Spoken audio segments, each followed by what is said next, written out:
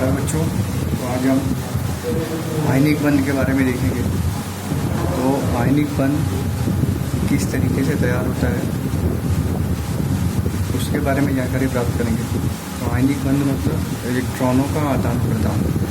तो जब दो तत्वों के बीच में इलेक्ट्रॉनों का आदान प्रदान होता है तो आयनिक बंध बनता है। जैसे देखिए यहाँ पे दिया है, प्रथम सोडियम और क्लोरीन उन तत्वों के परमाणुओं से सोडियम क्लोराइड जैसे यौगिक तैयार हो रहे हैं। जैसे सोडियम का इलेक्ट्रॉनिक स्वरूपण क्या है 281, उसका परमाणु क्रमांक क्या है 11, क्लोरीन का क्या है 17, 287। सोडियम क्या करेगा, अपना एक इलेक्ट्रॉन क्लोरीन को दे देगा। तो क्लोरीन को देने पर क्या होगा, इसके पास 2 कक्षा बचेगी और इसकी जो तीसरी कक्षा है वो पूर्ण रूप से भर जाएगी, मतलब उसका अष्टक पूर्ण हो जाएगा। वही यहाँ पर दिया है, इसलिए सोडियम की संयोजकता क्या होगी (1) और इसकी संयोजकता क्या होगी (1), क्योंकि यह एक इलेक्ट्रॉन दे रहा है और यह एक इलेक्ट्रॉन ले रहा है। तो कभी भी किसी भी तत्व की संयोजकता उसके बाह्यतम कक्षा में स्थित इलेक्ट्रॉनों की संख्या के आधार पर निर्धारित होती है।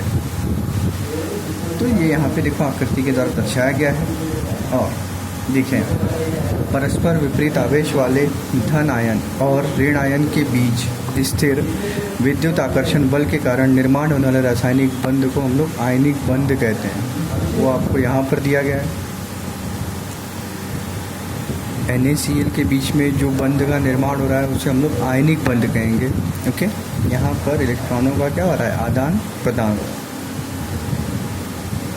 अब आगे देखेंगे।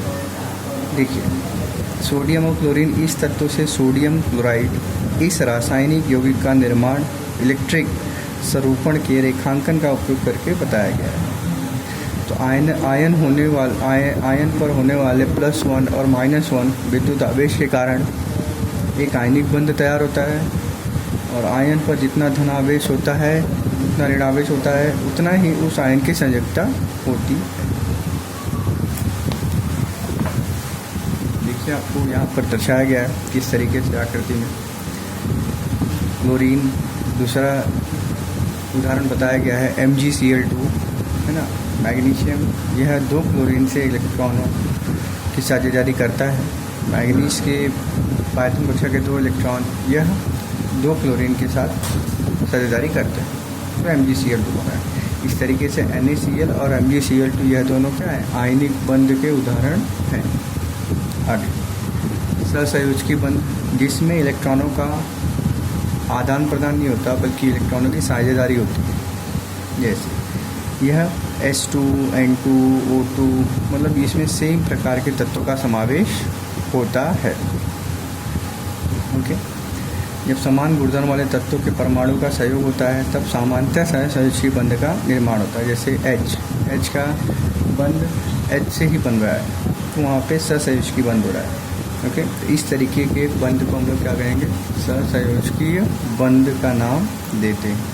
इसमें S2, N2, H2O इस प्रकार के बंध होते हैं। ओके, देखिए, अब देखिए, जब 2 परमाणु के मध्य संयुक्त इलेक्ट्रॉनों की साझेदारी होकर जो रासायनिक बंध तैयार होता है उसे सहसंयोजकी बंध कहते हैं। 2 संयुक्त इलेक्ट्रॉनों की साझेदारी से एक यह सहसंयोजकी बंध तैयार होता है। जैसे यहाँ पर एग्जाम्पल दिया हाइड्रोजन, उसी तरीके से N2H2O, इस तरीके से यहाँ पर अन्य हम लोग उदाहरण देख सकते हैं। ऑक्सीजन, नाइट्रोजन, हाइड्रोजन, फिर पानी में देखिए दिया है कि जब अब H2O इससे सहसंयोजकी यौगिक निर्मित हाइड्रोजन और ऑक्सीजन इन परमाणु से किस प्रकार होते हुए देखेंगे। देखिए, ऑक्सीजन से इलेक्ट्रॉन की अष्टक स्थिति की अपेक्षा 2 इलेक्ट्रॉन कम है, तो वह किससे पूर्ति करेगा, हाइड्रोजन से पूर्ति करेगा। इसलिए क्या बनेगा H2O अणु में ऑक्सीजन का परमाणु 2 सहसंयोजकी बंध तैयार कर अपनी अष्टक स्थिति पूर्ण करता है। ऑक्सीजन का एक परमाणु यह 2 सहसंयोजकीय बंध 2 हाइड्रोजन परमाणुओं के साथ प्रत्येक के साथ एक इस प्रकार बंध बनाता है और इससे दोनों हाइड्रोजन के परमाणु इलेक्ट्रॉन द्वितीयक स्थिति स्वतंत्र रूप से प्राप्त करते हैं। तो यहाँ पे देखिए आकृति द्वारा दर्शाया गया है कि ऑक्सीजन की बायोतम कक्षा में 6 इलेक्ट्रॉन होते हैं, तो वो एक इससे लेगा, एक इससे लेगा, साझेदारी करेंगे और जिससे क्या बनेगा H2। तो इस तरीके से हमारा एक पार्ट कंप्लीट होता है। आप इसके क्वेश्चन आंसर को लिख डालिए और रिवाइज करिए।